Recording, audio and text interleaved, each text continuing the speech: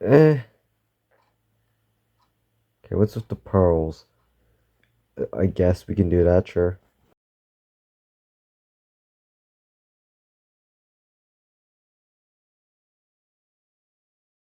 Welcome back, or just welcome, to week 5 of Get Good, the series where I try to get good. I'm officially calling it that. We have the same goals as before. And while Roblox is burning itself down to the ground, I'm still just here, existing and creating. So let's start with that, and continue until the game truly does die. As expected, I made some models, or rather, borrowed some assets from the asset store. Recolored them, and oh god, there's way too many objects. Now look at this. You may or may not have noticed that there are 2 of each object I've displayed here. This is what I call units and tools. Tools is a nifty thing on Roblox that lets you grab and have anything in your hand with relative ease. Problem is that it's very simplistic. Walk over it and you pick it up. Press backspace and you drop it. Thing is, you can only disable one of those options. So to circumvent me picking up stuff just by walking over it, we just make it into a different object. One for picking up, which I personally call units, and one to use as tools, with normal tool behavior. Is it inefficient? Most very likely, yes. Do I care? Maybe. Is it repetitive and tedious? Oh my god, yes. Anyways, here's me suffering making a tentacle.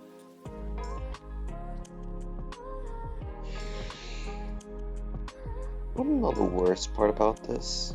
I don't even see the first segment. Where's segment 10? Under the map, of course it is. Good news. It's pointing. Bad news. The rest aren't. Yeah, I have zero clue how this happened. I'm about to just use ChatGPT. As much as I hate it, as much as it pissed me off, I can't figure out why. What? What? Did I change this? Yeah, okay, I did change these. I thought I was going crazy there for a second. Ugh. Do I even want to know? It is not a good sign if I look around and I don't see anything blue. Oh god. What the f- It's a streamline. Kinda overshot by like 100 studs. Oh my god. Wait, it's the look at direction. What am I thinking?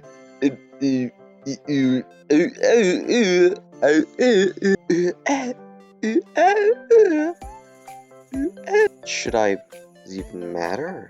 I'd say yes, I think it does, right? That's the position minus.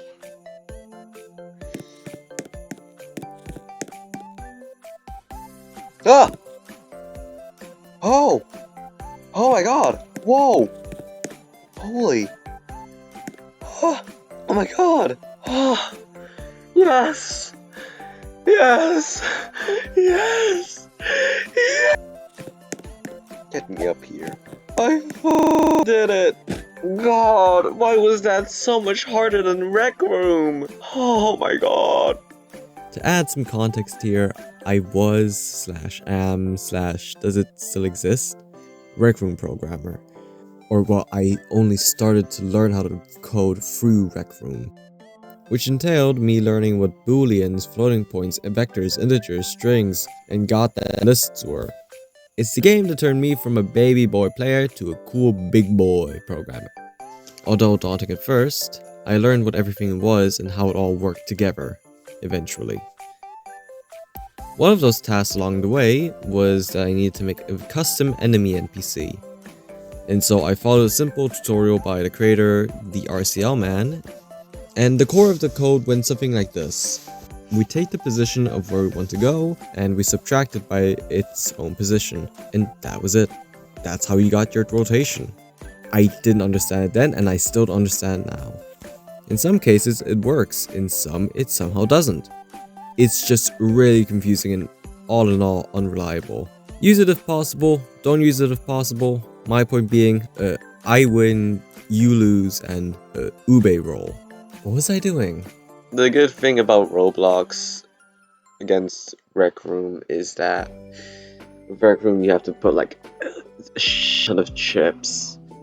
You can't just do loops with it guessing what object you're referencing. Like with let me get out of the simulation. The Matrix. I can't just do like this, like tentacle seg I2 minus 1. That doesn't exist. Like, it's a hassle. It fills the chip space real quick, and it gets real full real quick, so you can't do that much. You can't do it efficiently, is what I'm saying. I bet there's like programs where for Rec Room Studio where you can just write code and then it'll import it. But for normal stuff, where I'm just on the PlayStation, just coding stuff, it becomes a hassle sometimes. But it's a lot easier to code than in Roblox, because oh my god, why did that take 50 years? Let's re-add this, see if it will work. Wrong one. God damn it. Whoa. Okay, so even though it isn't the right thing, that is a cool effect. I think I know the issue. Yeah, it's still the up vector. Okay. Look, vector. Look, vector. I am stealing the moon.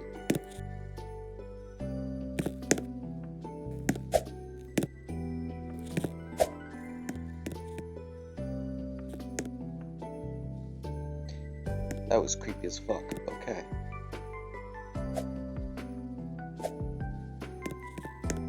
Nice. The sheer lag that will happen in a second will be immeasurable. May God have mercy on my laptop. Oh, isn't that bad?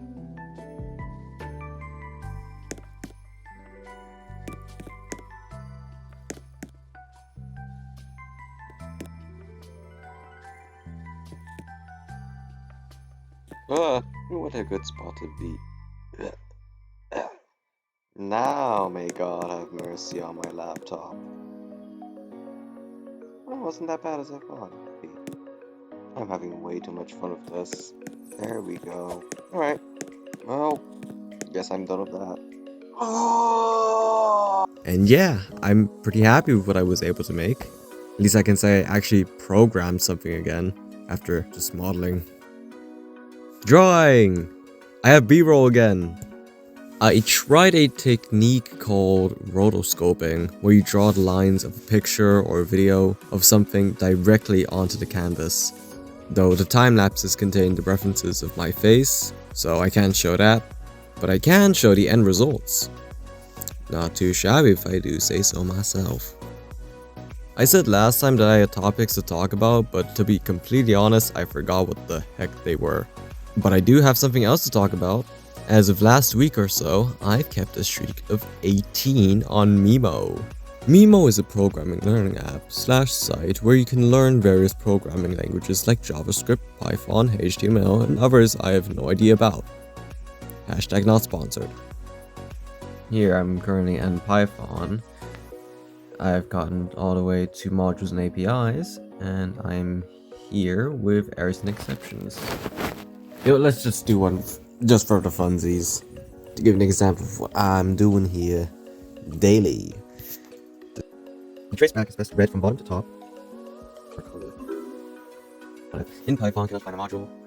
If Python cannot find a module not found error exception will be raised. If an index is out of range, an index error exception will be raised. Oops. Fix.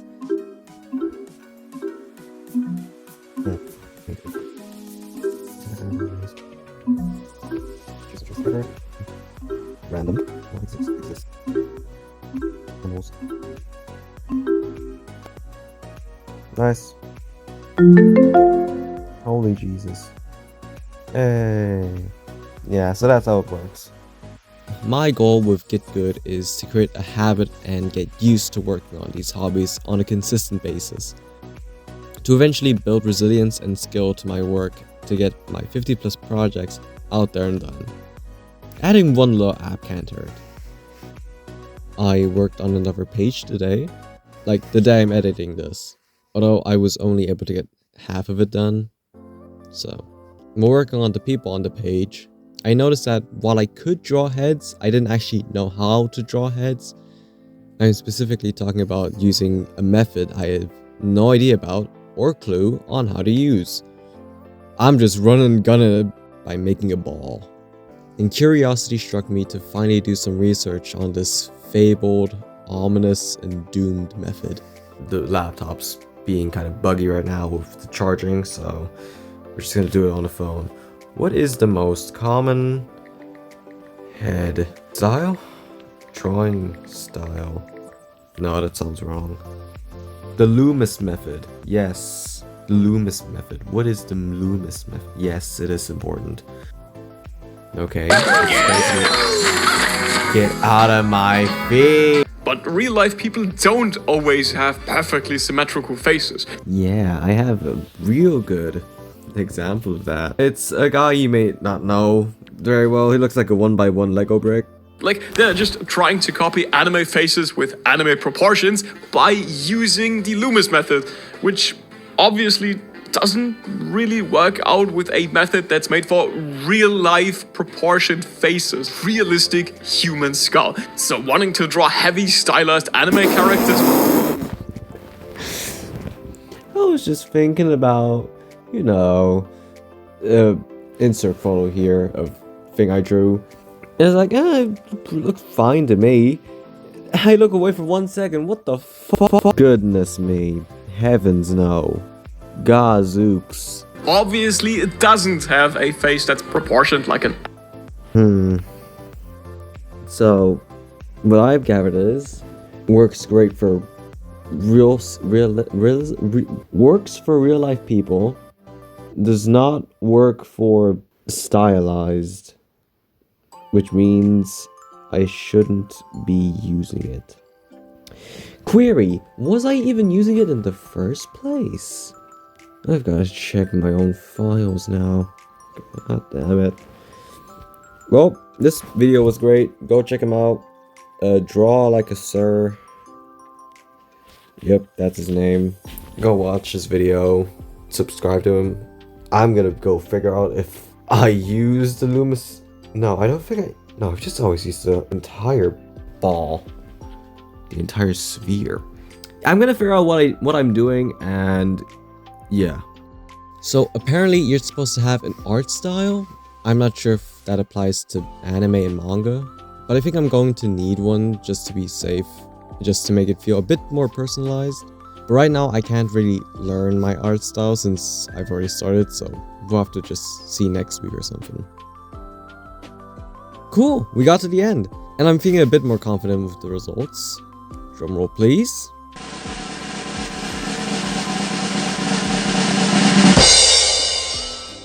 Okay, I may be cheating as this thing is separate, but if you remove them, it ain't too shabby. I think it's gotten a lot better from the previous weeks. I'm actually starting to see some real progress. I take it as a slow introduction into the workflow. All in all, I feel content and happy with the outcome of this week. I'm trying to keep these videos short and quick so I can edit them quicker, while still making them somewhat entertaining to watch. Thing is that I compile all the footage and all the ideas for the video on the day of editing, so Sunday. It's kind of hard to get these done so quickly for their publishing time, so if anything feels rushed, that's why. I'm also thinking of adding captions to my videos since I have such a thick tongue and accent, to the point where I can't even decipher what I'm saying. Quality of life stuff, so I'm a bit more legible for both you and me. So while I'm thinking about doing that, I guess this is the end of the video. And I'll see you next week. And bye.